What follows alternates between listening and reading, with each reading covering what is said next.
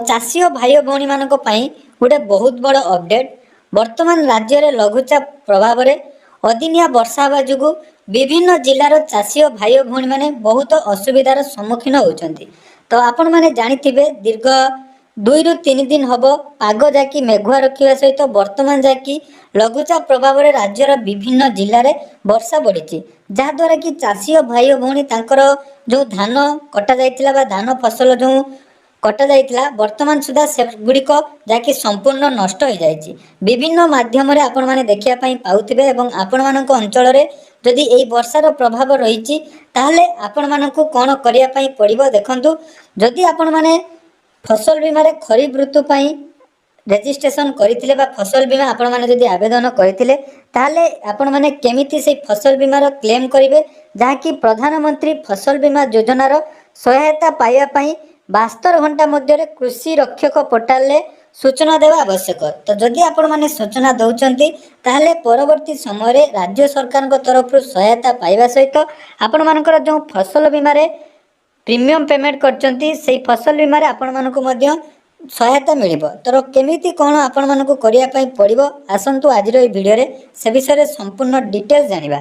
ता पूर्व जदि चैनल को प्रथम थर विजिट करचंती वीडियो को लाइक करिवे, चैनल को सब्सक्राइब कर नथिले एबे ही सब्सक्राइब करी आगो को हम चैनल माध्यम रे बहुत सारा नुआ नुआ अपडेट पाई परिबे। तो देखंतु गोटे बहुत बड़ असुविधा वर्तमान जाकि चाषी भाई भौणी मानक पाखे आसी जाइए जहाँकि जो मैंने ऑलरेडी धान अमल करिसेंती सेमाने मध्य असुविधार सम्मुखीन होचंती। ता सहित जो मानकर फसल वर्तमान सुधा कटा जाई नथिला बा जमीर जो धान आपण मानकर रही ताहा वर्तमान संपूर्ण रूप नष्ट हो जाइए। एने आपण मानक क्षतिपूरण दिया जिवो बोली राज्य सरकार तरफ सूचना दी जाइए। एवं विशेषकर जदि आम देखा पाउछु मंडी रे मध्य जो माने धान नहीं रखिजंती सेमानक धान मध्य वर्तमान जाकि वर्षा प्रभाव में उदा हो जाइए। तेणु जो मानकर ऑलरेडी फसल बीमा रेजिस्ट्रेशन होइछि आपण माने जदि फसल बीमा रेजिस्ट्रेशन करिसेंती ताहले 72 घंटा मध्य आपण मानक जाकि कृषि रक्षक पोर्टाल रे सूचना देवा पई पड़िबो। तो केमिति कोन सूचना देबे आसंतु तार डिटेल्स जानिबा। देखंतु विगत 2 दिन धरी अनुगुल, बालेश्वर, भद्रक, बौद्ध, कटक, ढेंकानाल, देवगढ़, गजपति, गंजाम, जगतसिंहपुर, जाजपुर, कंधमाल, केन्द्रापड़ा, केन्दुझर, खोर्धा, कोरापुट, मयूरभंज, नवरंगपुर, नयागढ़, पुरी एवं रायगढ़ जिलार विभिन्न स्थान में वर्षा अनुभूत होइछि। एही अदिनिया वर्षा जो अनेक चाषी अमल करी खेत में रखिथिबा खरीफ फसल क्षतिग्रस्त होबार आशंका करा जाउछि। तेणु यही समस्त जिले में 15 लाख रु अधिक चाषी फसल बीमा योजना रे सेमानकर खरीफ फसल को जहाँकि पंजीकृत करिसेंती।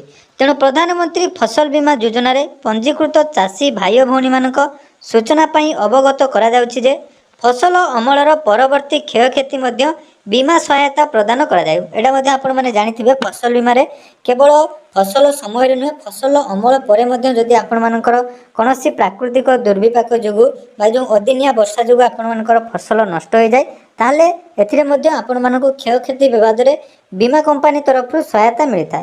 तेणु अमल होइतिबा पंजीकृत फसल खेत रे बिड़ा बंधा जाई किंबा खला को जाई सुखैबा अवस्था रे अमलर 14 दिन बा 2 सप्ताह मध्य अदिनिया वर्षा जनित क्षयक्षति हेले बीमा सहायता प्रदान पाई योग्य विवेचित हुए।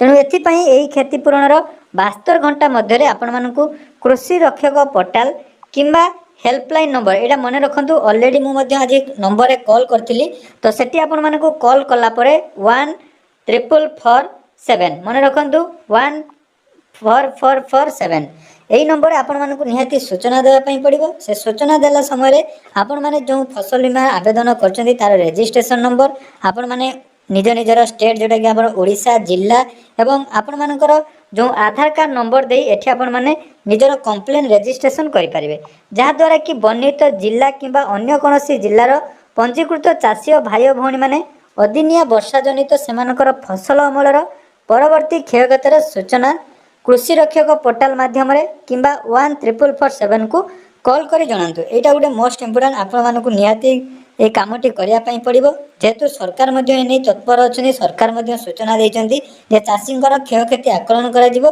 ता पूर्व जेहेतु आपण माने फसल बीमा रे रजिस्ट्रेशन करिसंती तेणु एई जो हेल्पलाइन नंबर को रहिछि हेल्पलाइन नंबर आपण माने निहाती कॉल करंतु। ता सहित समवाय एवं कृषि विभाग ओडिशा सरकार तरफ ଚାଷୀ ଭାଇ ଓ ଭଉଣୀମାନଙ୍କୁ ଅନୁରୋଧ ତୁରନ୍ତ ନିଜ କ୍ଷୟକ୍ଷତିର ସୂଚନା ପ୍ରଦାନ କରନ୍ତୁ ଏବଂ ଏହି ଯୋଜନାର ଲାଭ ନିଅନ୍ତୁ। ଅଧିକ ସହାୟତା ପାଇଁ ନିକଟସ୍ଥ କୃଷି ଅଧିକାରୀ ଯିଏକି ରହିଛନ୍ତି VAW, BAO, DAO, CDAO କିମ୍ବା ସମବାୟ ଅଧିକାରୀ CEO, ARCS, DRCS କୁ ଯୋଗାଯୋଗ କରନ୍ତୁ। ଆପଣମାନଙ୍କ ପାଇଁ ସବୁଠୁ ସୁବିଧା ଉପାୟ ଆଉ ଯେଉଁ ରେଜିଷ୍ଟ୍ରେସନ ଆପଣଙ୍କର ମୋବାଇଲ ନମ୍ବର ରହିଛି ସେଇ ନମ୍ବରରେ 14447 କୁ ଆପଣମାନେ ନିହାତି କଲ୍ କରି ଆପଣମାନଙ୍କର ସମସ୍ୟାର ଯାହାକି ଜଣାନ୍ତୁ ଏବଂ ଆପଣମାନେ ନିହାତି କମ୍ପ୍ଲେନ୍ ରେଜିଷ୍ଟ୍ରେସନ କରନ୍ତୁ। ଯେହେତୁ ଚାଷୀଙ୍କ ପାଇଁ ଆପଣମାନେ ଫସଲ ବୀମା କରିଛନ୍ତି ତାର ଲାଭ ନେବା ନିହାତି ଆବଶ୍ୟକ। ତେଣୁ ଜଲ୍ଦି ଆପଣମାନେ କଲ୍ କରି ନିଜର କମ୍ପ୍ଲେନ୍ ଦେଇପାରିବେ। ତ ଯଦି ଆପଣମାନଙ୍କୁ ଏହି ଭିଡ଼ିଓଟି ଇନଫର୍ମେଟିଭ୍ ଲାଗୁଛି ନିହାତି ଚ୍ୟାନେଲକୁ ସବସ୍କ୍ରାଇବ୍ କରନ୍ତୁ ଏବଂ ଏହି ଭିଡ଼ିଓକୁ ଆପଣମାନଙ୍କର ପରିବାର ସମସ୍ତ ଚାଷୀ ଓ ଭାଇ ଭଉଣୀ ଗାଁର ଭାଇ ଭଉଣୀ ସାହି ପଡ଼ିଶା ସମସ୍ତଙ୍କ ସହିତ ସେୟାର କରନ୍ତୁ, ଯାହାଦ୍ୱାରା କି ଚାଷୀ କୂଳ ଏହା ପାଇଁ ଉପକୃତ ହୋଇପାରିବେ ଏବଂ ଆପଣମାନଙ୍କୁ ନିହାତି ସହାୟତା ମିଳିପାରିବ ମଧ୍ୟ। ଯେଉଁମାନେ ଏ ବିଷୟରେ ଜାଣିନାହାନ୍ତି ତାଙ୍କ ପାଖରେ ଏ ଖବରଟି ଆପଣମାନେ ପହଞ୍ଚାଇଲେ ନିଜେ ସୁବିଧା ପାଇବା ସହିତ ଯାହାକି ସବୁ ଚାଷୀ ଏହାର ଲାଭ ନେଇପାରିବେ। ଧନ୍ୟବାଦ।